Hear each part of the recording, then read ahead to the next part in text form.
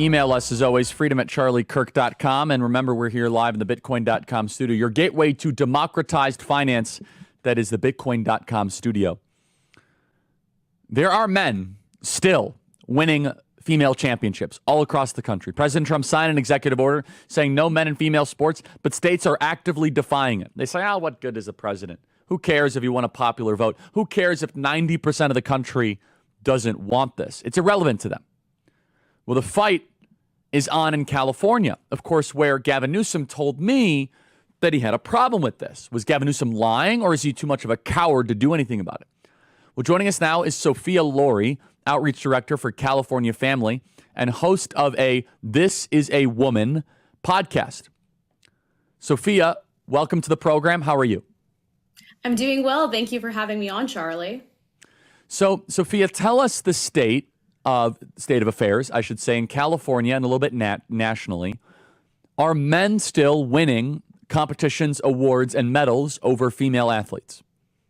Unfortunately, they are, especially in California. You know, Trump put out this great executive order, and just days later, CIF, who's the governing body of high school sports in the state of California, said, nope, we're not going to follow it. We're going to continue to allow boys to compete in girls' sports, to be in their locker rooms. And we're seeing that happen this weekend. We're going to watch a male who is right now first in 3 different track events compete against girls and beat out the girls for the position of finals.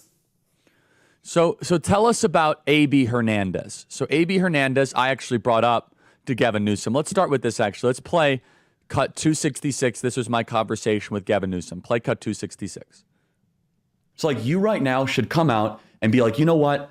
The young man who's about to win the state championship in the long jump in female sports, right. that shouldn't happen. You as the governor should step out say no. No, and I appreciate. But like, would you do something like that? Would you say no men in female sports? Well, I think it's an issue of fairness. I completely agree with you on that. So that's easy to call out, the unfairness of that. There's also a humility and a grace, that these poor people are more likely to commit suicide, have anxiety and depression. And the way that people talk down to vulnerable communities is an issue that I have a hard time with as well. So both things I can hold in my hand. How can we address this issue with the kind of decency that I think, is inherent in you, but not always expressed? So A.B. Hernandez, the person in question, is in first place. That's a biological man in 3 different track and field events, and he's competing in the women's category in preliminaries. Tell us more. Yeah, so this Saturday at Yorba Linda High School, we have the CIF preliminaries, and he right now is in first for high jump, long jump, and triple jump. And so these girls are going to have to be competing against them. And let's be real, he's going to beat them. He has these biological advantages. I've been able to talk to some of their girls and some of the families that are competing this weekend, and they know it's unfair. And the fact that they have to go into preliminaries and not just be ready to compete, not just make sure they got enough sleep, make sure they ate the right things, make sure they trained hard enough for the preliminaries, but they now have to focus on the fact that there is a boy competing against them, that no matter how hard they train, that he is going to outperform them because of these biological advantages.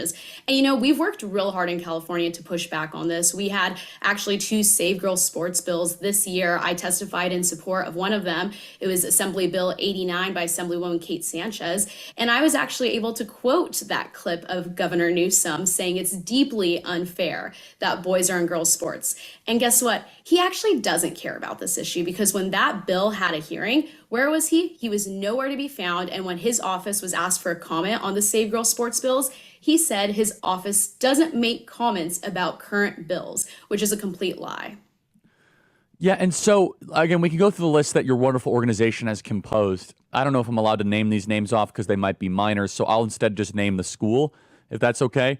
There's someone at Sonoma Academy who's a man who is on pace to win a cross-country and track and field championship. Half Moon Bay High School, volleyball. Waldorf High School, volleyball, basketball, and soccer. A.B. Hernandez, we talked about. Martin Luther King High School, cross-country. The Buckley High School, cross-country, soccer, track, and field.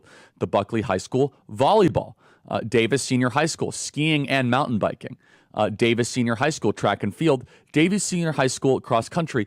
Now, what I find really interesting about that list that you compiled, as a side note, there are schools that have multiple trans athletes.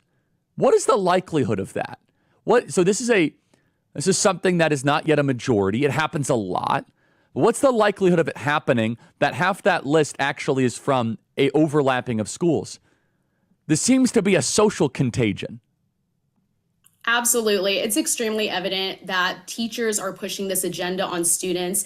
We see the schools, some of the schools you listed, we're getting pictures sent nonstop of trans flags, pride flags, BLM flags hung up in these teachers' classrooms. And so it really goes to show, as these grown adults are pushing this ideology, this trans ideology on students, they're going to start falling for it. And like you said, these are minors. These boys, whether or not we agree with what they're doing, and we absolutely do not agree with them being in girls' sports or pretending to be girls, they are victims to this too. And it's because of what these teachers are pushing.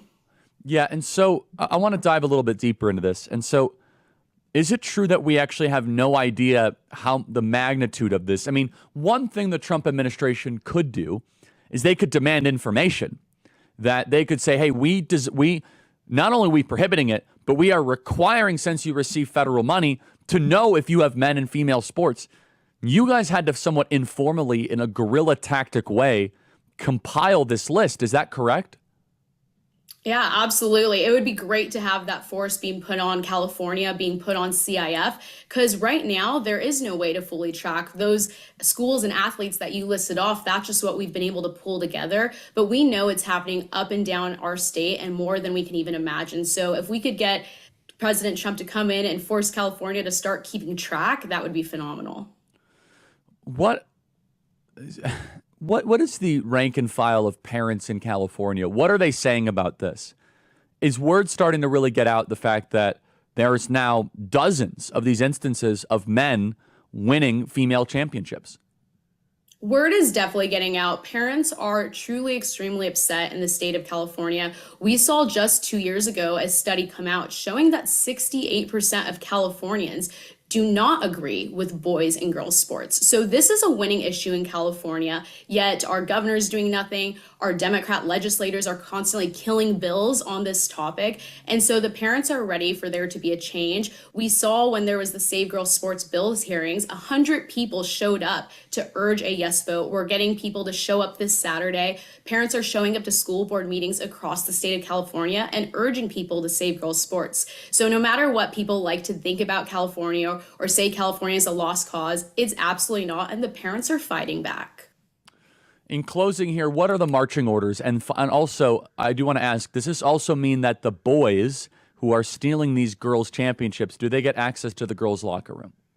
Yes, currently in the state of California, since 2013, boys have been allowed to access locker rooms and bathrooms, the girls' locker rooms and restrooms. And so it's been a big issue, and we need to put an end to that. And the way people can get involved and make a difference is CIF is acting like Californians don't want this change, that Californians don't want to stop boys being in girls' locker rooms and sports teams. So we need to make sure CIF knows Californians and Americans are over what California is doing. So at californiafamily.org, we just launched a petition urging CIF to save girls sports. So if people can sign up for that, we'll get that in the hands of CIF and to their president, John Becker, and make sure they know where we stand.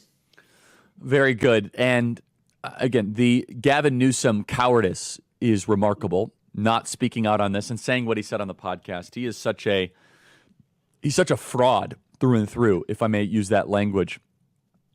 If A.B. Hernandez is to win the state championship in track and field, I hope that there is nationwide disgust and disdain for this.